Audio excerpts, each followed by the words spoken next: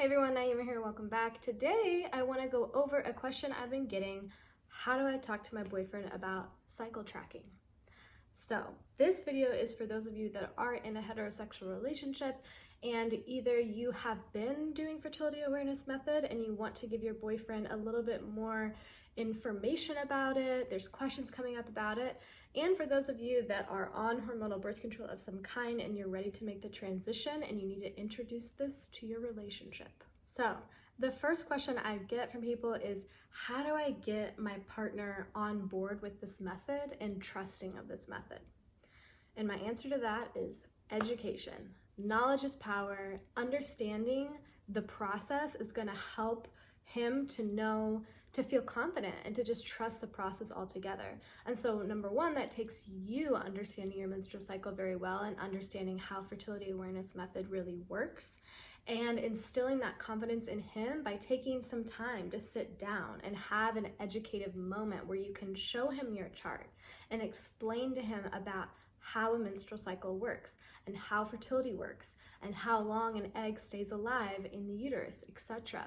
So the best thing to do with this is to give education around it and to also explain, men tend to be pretty practical creatures. And so really giving them just the basic information and educating them is really going to help them feel more on board with it. One of the most common fears that comes up around fertility awareness method is the fear of getting pregnant. And first off, there's no single form of hormonal birth control or birth control out there ever that is 100% effective. Not one. And fertility awareness method is 99.4% effective when used properly. And that's just as high as a lot of the hormonal birth control methods out there. So I think it's really important to just come back to this really basic fact that there's always a chance to get pregnant, and it always takes responsibility of people involved in having sex to manage fertility properly. And fertility awareness method is a very effective form of birth control.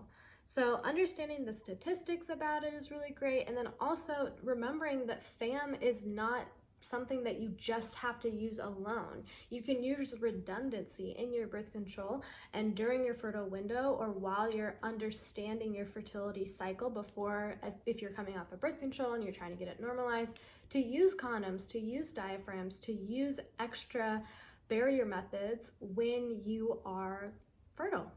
So FAM is 99.4% effective, and then you can add even more effectiveness by using another barrier method of some other kind. All right, now I'm gonna look at this paper I have here and answer some specific questions I've gotten from other people. Number one, how do I help him understand we need to be careful in my fertile window? Sometimes he's a little too casual. All right, so again, education. Educating him, helping him understand that sperm can stay alive for 5 days during the fertile window and that an egg can live for 24 hours, helping him understand the basic concepts of how it's possible to get pregnant will help him to understand a little bit more about the importance of avoiding sperm on the vagina and vulva at certain times of the menstrual cycle. Because if he/you are not wanting to have a baby at this time, that's some valid information. It's, do you want a baby or not? So that's how I tackle that one, more education.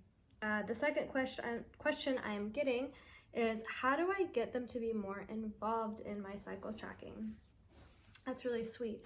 So for me, I would explain this by expressing my needs behind doing the fertility awareness method. What needs is it meeting for me?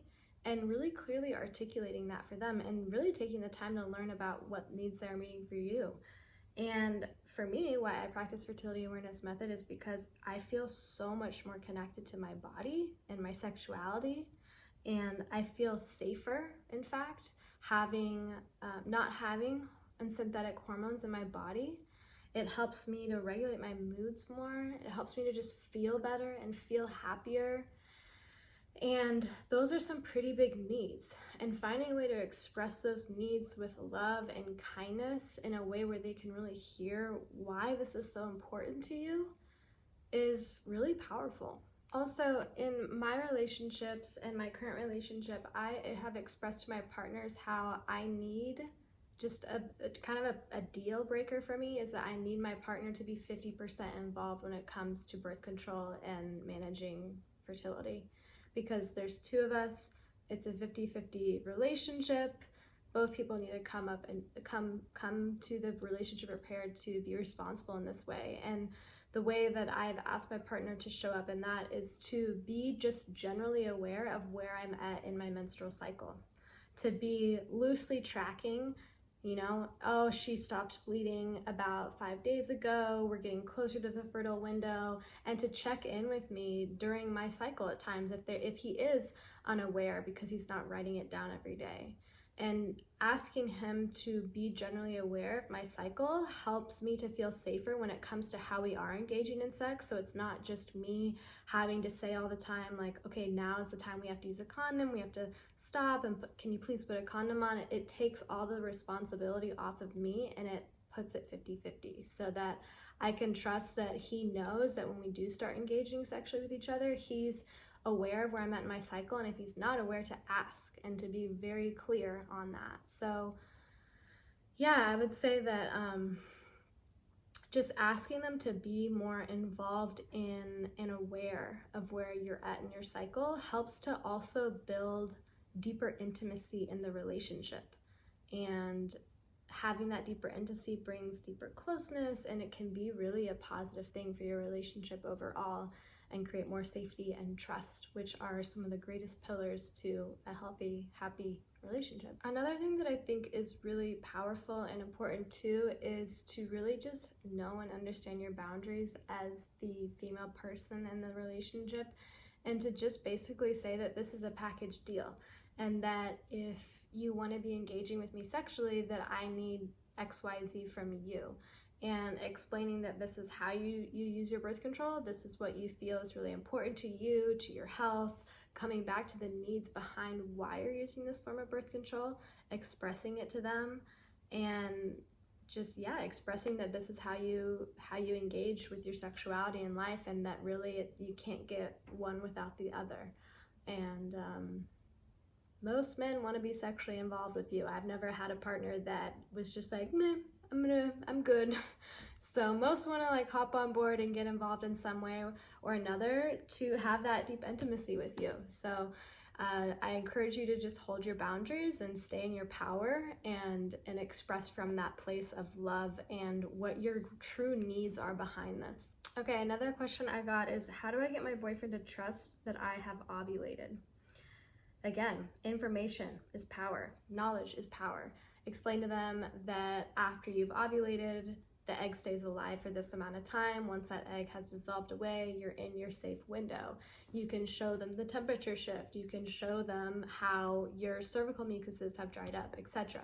So education is big here. And if there's this feeling of like lack of trust or like just questioning, he's feeling nervous about it, again, just show the chart, share the data, share the information.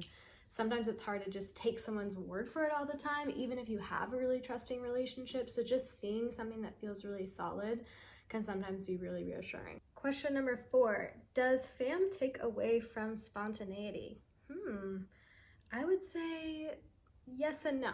So FAM doesn't take away from spontaneity in the sense that you always know what's going on.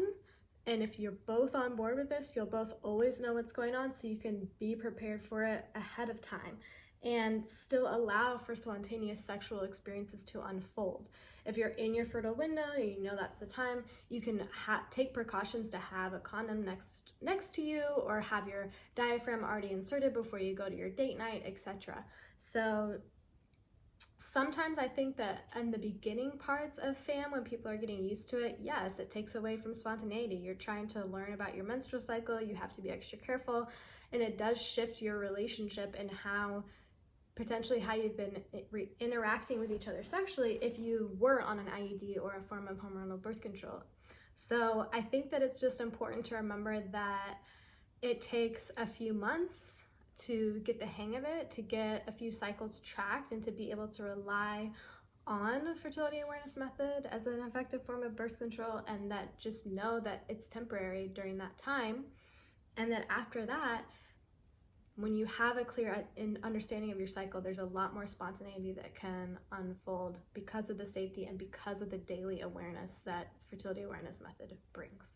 So these are some real life questions that people have given me and things that have come up in my own life too. And I hope that by sharing what I've shared with you today, that it helps you and your partner to feel a little bit better about using fertility awareness method, because it's a great form of birth control and it can be a really beautiful way for people in partnership to bond and build intimacy in their relationship. So I hope you got something out of this video. If you did, please like it and subscribe to my channel, and I'll see you next time.